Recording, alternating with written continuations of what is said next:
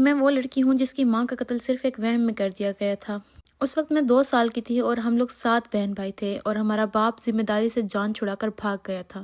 ہماری زندگی بہت مشکل تھی اور پھر مجھے میرے نانا کے بھائی کی بیٹی اپنے گھر لے گئی کیونکہ ان کی کوئی اولاد نہیں تھی، تو انہوں نے مجھے 6 سال تقریباً اپنے پاس رکھا، بہت پیار دیا، محبت دی، لیکن جب مجھے اپنے اصل بہن بھائیوں کا پتہ تھا تو میرا وہاں پر دل نہیں لگا اور میں اپنے اصل بہن بھائیوں کے پاس واپس آ گئی۔ پھر ہماری بڑی بہن ہمیں لے کر لاہور چلی گئی اور ہم لوگ وہاں پر 8-9 سال رہے اور وہاں پر میں نے اپنی پڑھائی کمپلیٹ کی اور اس کے بعد پھر ہم واپس گاؤں آ گئے۔ میری پھپھو کی طرف میرا رشتہ ہوا، لیکن کسی غلط فہمی کی وجہ سے میری انگیجمنٹ ٹوٹ گئی، لیکن اس عرصے میں اور میرا کزن ایک دوسرے کو پسند کرنے لگے تھے۔ کافی دیر بعد میری شادی کی بات چلی اور 1 سال کے اندر اندر میری شادی کر دی گئی۔ شادی کے دوران میری بہن سے میرا جھگڑا چل رہا تھا، جس کی وجہ سے میری بہن کی میرے سسرال والوں سے لڑائی ہو گئی اور اس دن میں نے پہلی بار اپنی بہن کو کہا کہ اب تم میرے گھر میں کھڑی ہو، تم مجھے کچھ بھی نہیں کہہ سکتی۔ میں نے تو یہ بات اپنے سسرال والوں کی نظروں میں اچھا بننے کے لیے کی تھی، لیکن مجھے نہیں پتا تھا کہ میں اپنی عزت خراب کر رہی ہوں۔ اتنی لڑائی اور جھگڑا ہونے کے بعد بھی میرے سسرال والوں نے مجھ سے کھانے تک کا نہ پوچھا۔ میں دلہن بنی ہوئی خود کچن میں گئی، اپنے لیے کھانا گرم کیا۔ میری دیورانی نے مجھے دیکھا اور اگنور کر دیا۔ ولیمے کے اگلے ہی دن میری ساس، جو کہ میری پھپھو بھی تھی، مجھ سے میری شادی کا ولیمے کا جوڑا اور جولری وغیرہ واپس لینے آ گئی اور کہا کہ یہ میری بڑی بہو کی چیزیں تھیں، ان سب کو واپس کر دو،